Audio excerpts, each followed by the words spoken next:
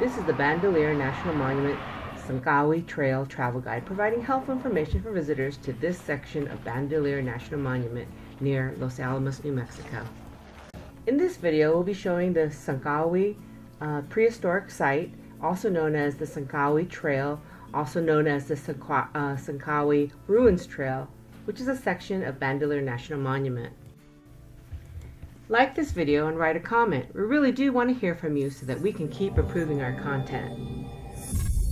Welcome to Hipfig. If you're a travel enthusiast, then join our community by subscribing to this channel. This is the Los Alamos Travel Guide series. This episode is the Bandelier National Monument Tsankawi Ruins Trail, helpful travel guide for visitors. Bandelier National Monument has several areas to visit, but the main areas are Frijoles Canyon and Tsankawi. In today's video, we'll only discuss Tsankawi Prehistoric Site, also known as the Tsankawi Trail. Be sure to watch our video on Frijoles Canyon, where the visitor center is located.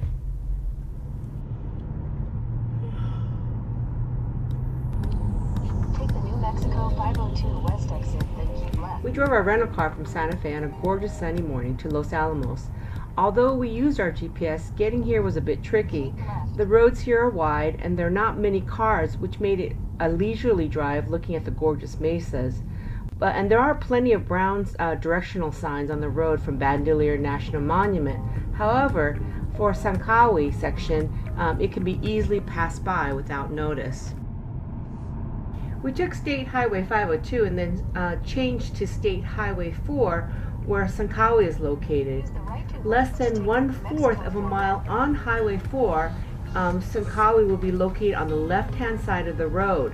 There are no signs for Tsankawi on Highway 4. Make a left just before the first stoplight on Highway 4 to the gravel parking lot. If you get to this stoplight ahead, you've gone too far. When we arrived at 8 a.m., there were no cars or people around. Once we parked our car, we put our National Park Pass on the dashboard. If you don't have a pass, there's a $25 parking fee that can be paid at the kiosk at the information center inside the trail.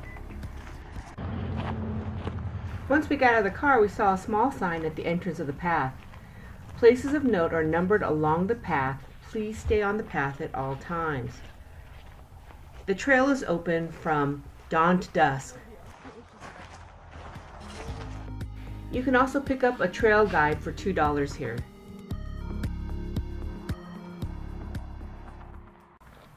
We walked up to the trail to the information center. There were no rangers available, but there was a kiosk to pay for parking and restrooms and a water fountain a few feet away, which were open. We recommend using the facilities here as there is no water or restroom further in the trail. The Tsankawi Trail is not handicap accessible and not recommended with young children. It's a 1.5-mile outdoor museum trail along a rocky mesa with drop-offs.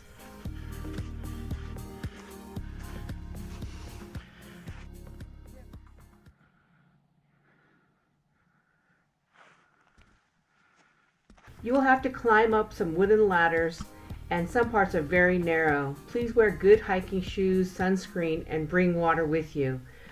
By the way, do not go on this trail when it is raining or about to rain.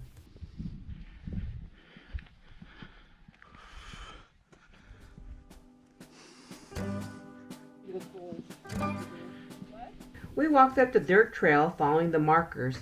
We viewed the first ladder, which was relatively easy to climb. We walked atop the volcanic path and followed the signs for the loop trail.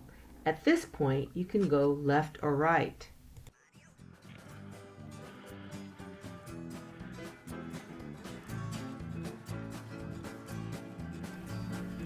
We chose to go left. It was a bit rocky and some parts of the trail were narrow, but not difficult at this point.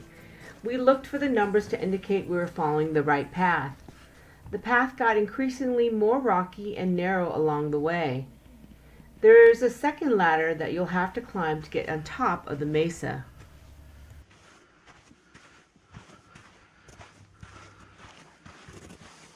At the top of this mesa is where you'll find the village of Tsankawi.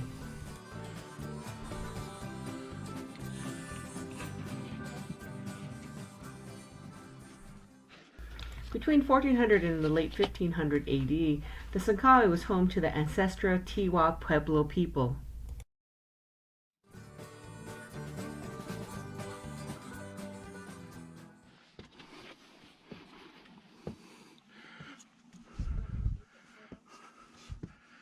The population of Tsankawi was thought to be around 300 to 400 people.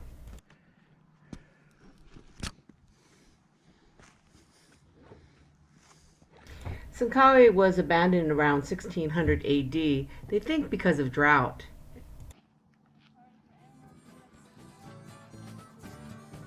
Tsankawi is considered a sacred place for the descendants of the Tiwa-speaking Pueblos, and so please tread lightly and with respect when you're here.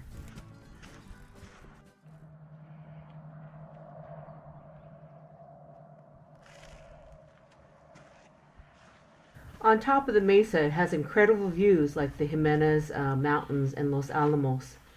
We walked around the ruins of the village where you can see pottery shards and arrowheads laying around.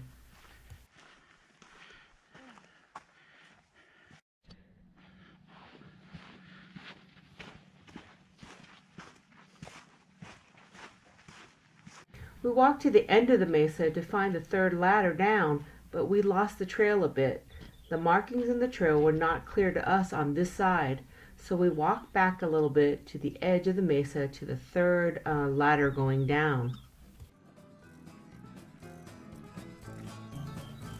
Going down this ladder was a bit tricky. The footing is very narrow and the ladder is the tallest of all three.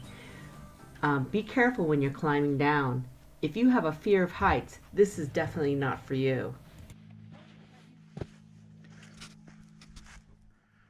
We hiked by several cavats and through a long series of sandstone channels. Some of these trenches were so deep and very uneven, narrow and high. The trail at Tsankawi at this point has many narrow trenches.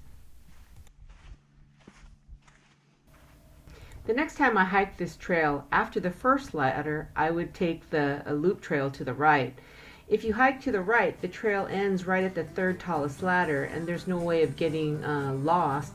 Also, you can avoid that scary drop down on the ladder.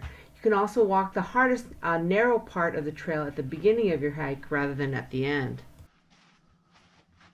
Along this section of the trail, there's also many petroglyphs along the way, so don't miss them. Some are faint and can be hard to see, but if you look for them, they're there. It took us about an hour and a half to hike the Tsankawi Trail. This was probably one of our favorite trails ever, and can't wait to do it again. Happy travels!